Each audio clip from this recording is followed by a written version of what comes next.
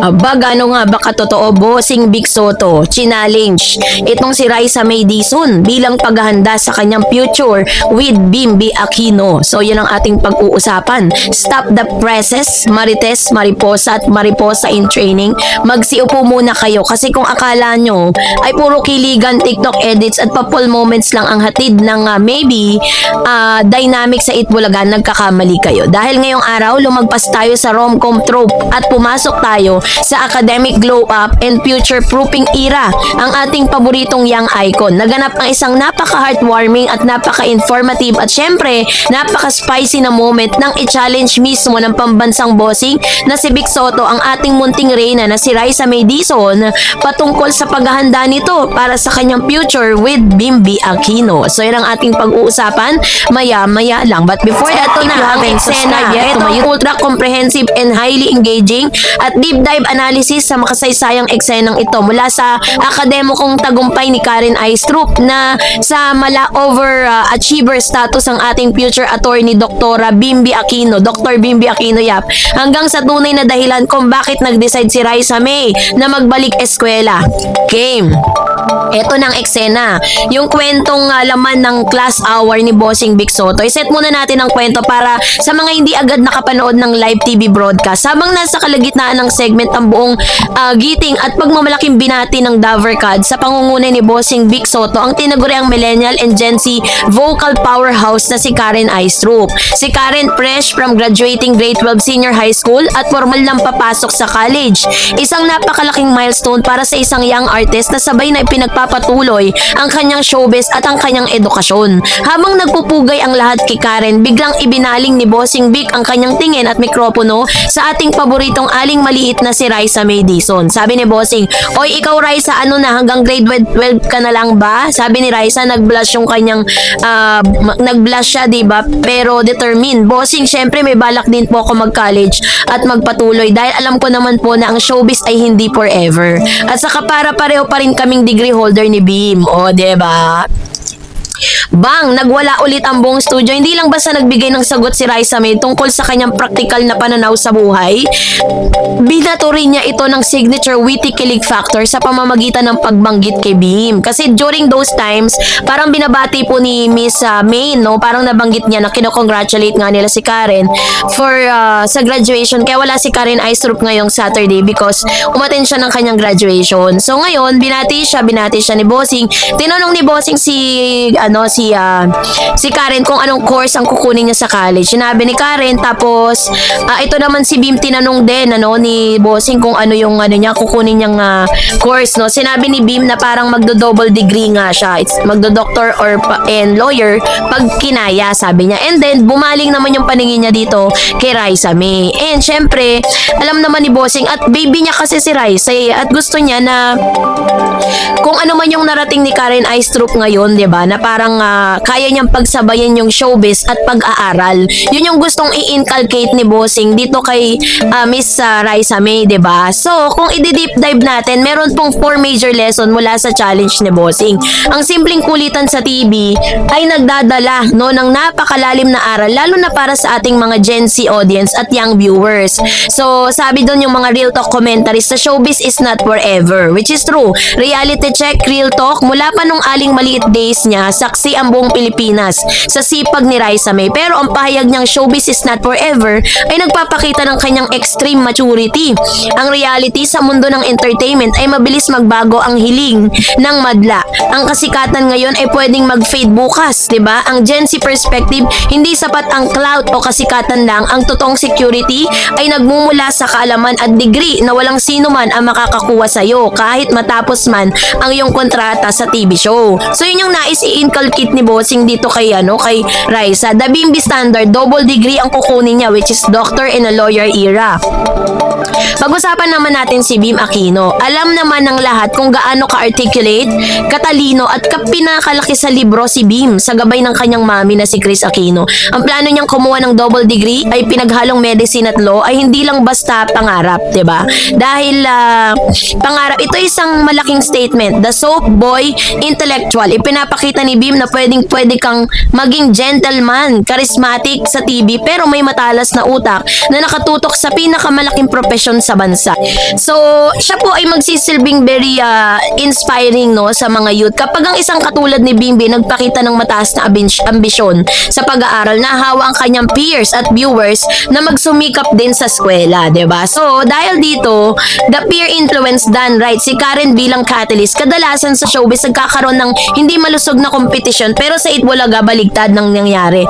Ang tagumpay ni Karen Aistrup ay nagsilbing positive peer pressure para kay Raisa May.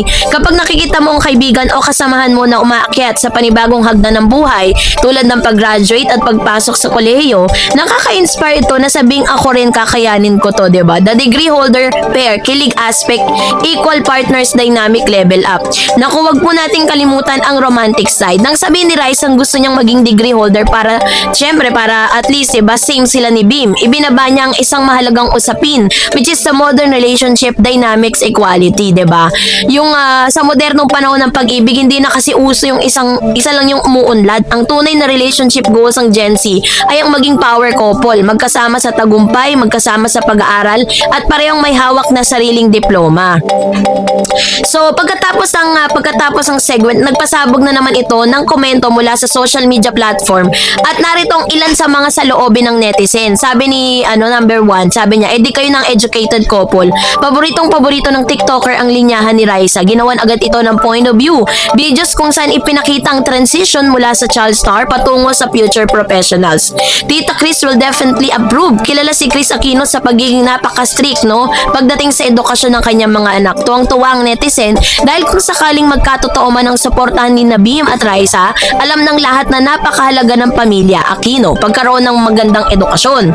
So, pinarangalan din ng netizen si Karen Aistrup sa pagiging isang magandang ehemplo sa kabataan na pwedeng ibalanse ang talent, kantahan at pag-aaral ng sabay. So, sa huli, sa palitan ng salita sa pagitan ni Bossing Vic Soto at Raisa May, kasamang inspirasyon mula kay Karen Aistrup at Bimbi Aquino Yap, ay git pa itong noontime show na Aliw, 'di ba? Ito yung pampublikong paalala sa buong kabataang Pilipino. Ang ganda at kasikatan ay lilipas pero ang edukasyon ay panghabang buhay. Pwede mo pagsabihin ang iyong mga pangarap at pagkakadalubhasa. Pinakamasarap na uri ng kilig ay yung pareho kayong naghihilaan pataas patungo sa inyong mga pangarap. Kaya naman, pabalik man sa eskwela si Raisa May, papasok man sa college si Karen, maghahanda man si Bim para sa kanyang doctor lawyer journey. Isa lang ang sigurado, panalo ang kabataang Pinoy. And that's it for today. OMG! Abay, post muna lahat sa TikTok pics nyo, mga Davercats. Kayo ba ay nakapanood ng live broadcast ngayon sa Itbulaga? Dahil kung hindi, literal na na-miss nyo ang scene of the century sa Philippine Noontime Television. Grabe, abot langit ang sigawan, ang hiyawan at harutan sa studio nang maganap ang isang ultra unscripted at supernatural at nakakamatay na kilig na moment na tanyag sa Bulagaan segment. Ang bida, ang ating chika ngayon, walang iba kundi ang paborito nating Gen Z gentleman at modern day prince na si Bimbi Aquino Yap at ang pambansang sweetheart at comedy princess na si Raisa May Dizon. Kung sa tingin nyo ay sanay na kayo sa mga asaran at pahiwatig ng maybe or Rai-Bim tandem, magpalamig muna kayo ng tubig dahil ang nangyari ngayong araw ay next level dilulo at kilig realness. Ito ang ilan sa mga ultra detailed, highly analytical at nakaka-hype na breakdown ng protektadong galawan ni Lord Bimbi. Aba, Lord na tawag natin nitong si Bimbi, no? So, syempre bago yan, of course, kung hindi ka pa nakapag-like, ito na, no, dahil ang eksena, ang pambansang humarang para sa puso ng lahat. Ano ba ang tunay na nangyari sa gitna ng kulitan at punchline sa Bulagaan? Let's see the scene para sa mga hindi agad nakatutok. Sa kalagitnaan kasi ng segment, habang tuloy-tuloy ang batuhan ng hirit at jokes, nagkaroon ng biglang pagsabog ng kilig sa buong studio dahil sa sobrang hype at hindi mapigilang excitement ng legendary Davercats host na si Jose Manalo. Napahawak at akmang itutulak nito si Raisa May Dizon kung typical na Pinoy reaction kapag labis ang kilig at kigil sa napapanood. So, kung natatandaan po ninyo, the last time na sila po ay nagkaroon ng Bulagaan, yun po yung isa sa mga naging reklamo ng mga Davercats. Bakit daw ginawa ni Jose yun? Na itinulak niya si Raisa dahil sa sobrang kilig niya, sa sobrang tuwa niya. Pero lahat po yun ay biro lang, 'di ba? Kumbaga parang tansyado naman po ni Jose, no? At ni Raisa yung kilos nila. At hindi naman nila hayaan na may mapahamak. So, for the second time around, gagawin ulit ni Jose Leo ng live dun sa Bulagaan. Sa kalagitnaan sang segment na kung saan nagbabatuhan na sila ng mga jokes ng kumanta na si Raisa at si Bimbi. But wait, there's a hero in town. Ika nga. Bago pa man lang magalaw o masagi si Raisa May, mabilis pa sa alauna pumasok sa frame si Bimbi Aquino Yap. Blocking Jose's way with his towering height and gentleman energy. Hinarang ni Bimbi si Jose at binitawan ang linyang Huwag mo siyang saktan. nagpaguho ng buong social media. Sabi niya, please kuya, wag mong saktan si Raisa. Ako na lang. Bimbi, ang pambansang protektor. Aquino Yap. My God. OMG, sana all pinagtatanggol at volunteer na maging shield. Kahit na malinaw na biro at asaran lang ang buong eksena, ang reflexes ni Bimbi ay 100% protective main character energy. Natural yung kanyang instinct na unahan at protektahan si Raisa May mula sa anumang aksidenteng pagtulak, 'di ba? Ito nga yun yung pinaka nakita natin yung Davercad's wild, no? Nagwawala yung Davercad's reaction wild. Nagwawala ang buong studio na mabitawan ni Bim ang iconic line na yon, nawala na ng control ang buong studio. Walang sino man sa host sa audience ay nakapigil ng kanilang emosyon. Nandito yung ilan sa mga breakdown ng reaction ng Universe. Studio reactions breakdown.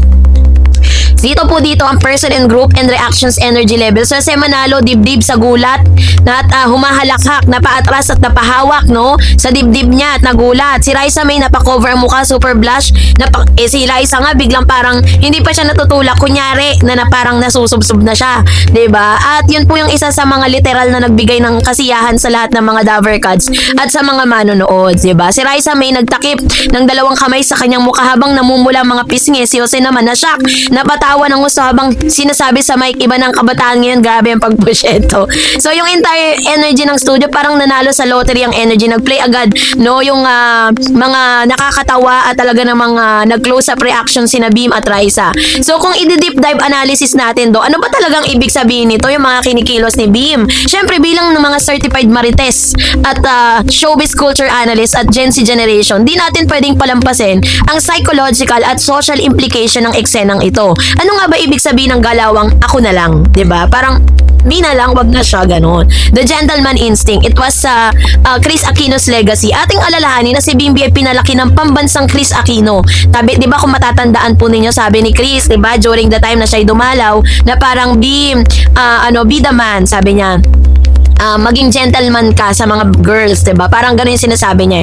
Mula pa bata lang, itinuro na sa kanya tamang pagtrato sa kababaihan, respeto, chivalry, at tamang etiquette. Kaya kahit biruan lang ang nangyayari sa TV show, kusa at automatic sa kanyang katawan na ipagtanggol ang kanyang kapareha o kasama. 10/10 manners, no notes dyan. 'Di ba? And of course, syempre, very organic and unscripted chemistry. Hindi to pwedeng script. Yung ganong uri ng quick response reflex ay nanggagaling sa tunay na comfort level at alaga sa kasama. Pinapakita lang nito na sa likod ng mga kamera, sina Bim at Raisa ay totoong close, nagmamalasakitan at may mataas na respeto sa isa't isa. So sa mundo ng Pinoy pop culture, paborito natin ang troop or protect the girls at all costs. Dahil matangkad si Bimbi at pitit naman si Raisa, visually at emotionally, saktong-sakto ang kanilang dynamic sa panlasa ng mga manonood. Kaya naman di may iwasan yung netizens meltdown. So may mga reaction yung mga netizens sa TikTok at X na dating Twitter. Hindi lang sa studio nagkagulo dahil sa loob lang ng ilang minuto pagkatapos ng eksena, pumasok agad sa trending topics ang mga kaugnay na hashtag. Mga paandar ng fans online. Sabi dyan, Bimbi Defender era. Ginawan agad ng TikTok edit sa may kasamang slow motion effects, romantic BGM at overlay text na point of view, you have a soap boy knight in shining armor. Wow! Sana all may maybe. Sana all may Bimbi. Naging relatable meme format agad ng linya niyang, please kuya, wag mong saktan si Raisa. Para sa mga single netizen na naghahanap din na nagtatanggol sa kanila sa buhay, 'di ba? And of course, syempre, na-highlights din ng ilan sa mga comments, no? Grabe si Bim, napaka-gentleman, hindi lang gawa sa salita, reflex agad. Ito po yung galing kay user 123 Kilig Match. I'm officially maybe shipper, walang pilitan, pure genuine at dynamic lang, 'di ba? Tita Chris definitely proud watching this right now. Sabi ng Pinoy Showbiz Realness. So, para sa mga bago pa lang sa kwentong ito, mahalagang balikan kung bakit ganito lang ka-emosyonal ang impact ng kanilang tandem sa sambayanan ang early years. Parehong lumaki sa mata ng publiko si Raisa, 'di ba? Ang isang anak na Queen of All Media na si Bim Aquino, 'di ba? Bata pa lang sila, kilala na sila sa buong bansa. Ngayong pareho na silang young adults, ang kanilang muling pagtatagpo sa Itbulaga ay nagdala ng panibagong kulay at freshness sa noontime television. So ano nga ba yung modern chemistry? Ang kanilang tambalan na hindi pilit na love team. Ito'y pinaghalong comedy sa tunay na pagkakaibigan at sweetness na napakasarap panoorin sa tanghaling tapat. Aminin nyo yan. So ang eksenang nangyari sa Bulagaan ngayong araw ay patunay lang na mananatili pa ring paborito ng madla ang tambalang Bimbi at Raisa May Dizon. Kahit na malinaw na biro at pang-aliw lang ang pahayag ni Bimbi na ako na lang, ang ganda ng ipinakita nitong mensahe sa chivalry is not dead. At ang tunay na magkaibigan ay laging nakahandang magproteksyonan, 'di ba? O nabubulol pa ako. At magpatawa sa harap at likod ng kamera. Mananatiling nakatutok ang mga Davercats dahil siguradong marami pa tayong aabangang mainit at paboritong papakilig na moments mula sa ating mga paboritong stars. Ang hashtag maybe for the win. And that's it for